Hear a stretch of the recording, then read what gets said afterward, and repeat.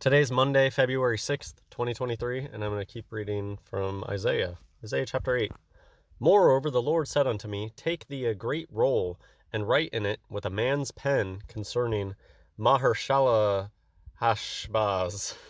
And I took unto me a faithful witness to record, Uriah the priest, and Zechariah the son of Jeberechiah.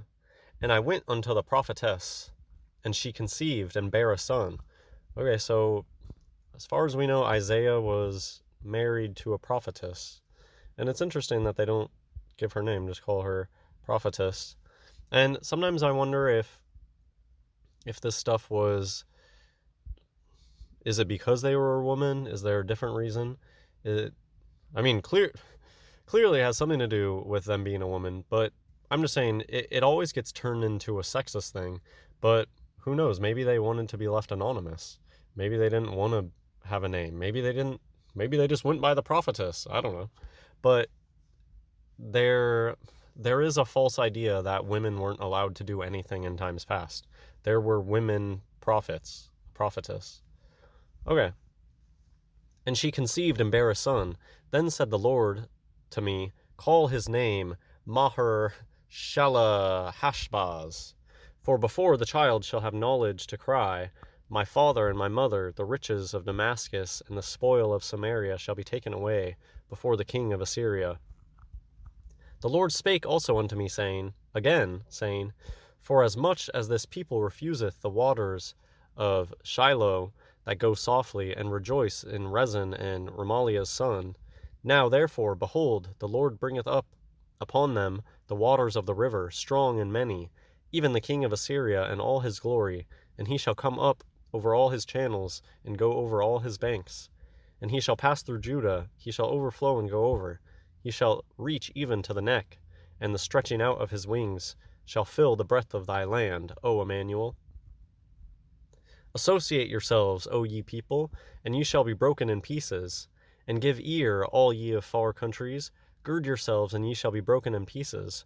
Gird yourselves, and ye shall be broken in pieces. It's interesting, the repetition there.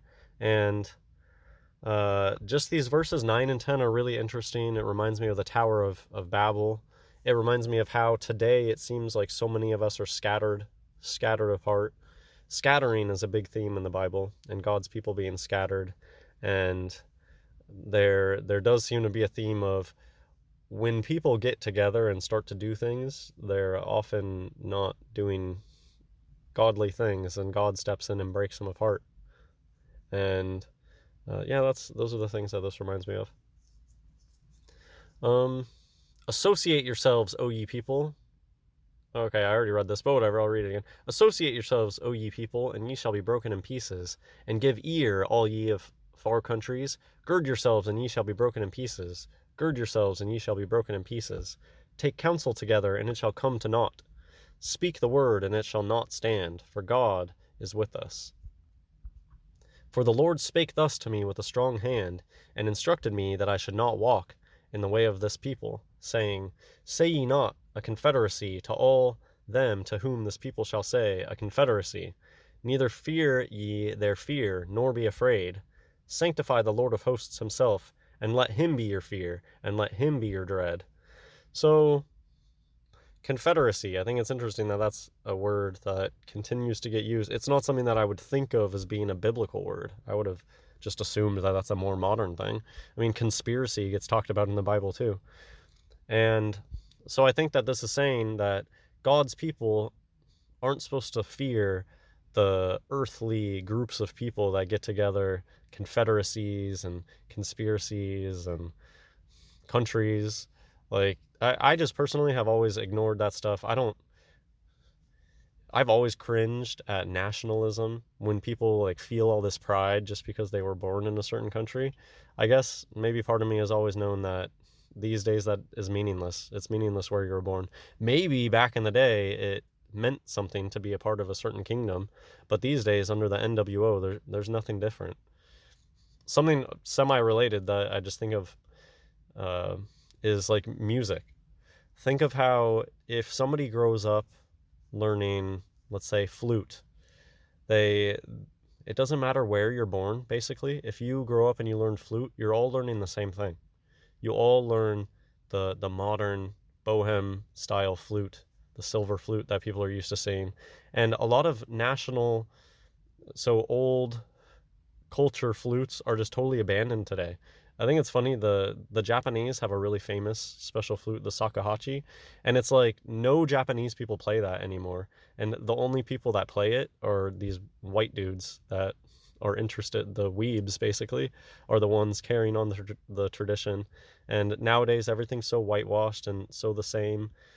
Uh, it's People think that everything is so cultured and modern today, but it's so bland and boring. So, and he shall be for a sanctuary, but for a stone of stumbling, and for a rock of offense to both the houses of Israel, for a gin and for a snare to the inhabitants of Jerusalem. And many among them shall stumble and fall and be broken, and be snared and be taken. Bind up the testimony, seal the law among my disciples, and I will wait upon the Lord, that hideth his face from the house of Jacob, and I will look for him. Behold, I and the children whom the Lord hath given me are for signs and for wonders in Israel, and from the Lord of hosts, which dwelleth in Mount Zion.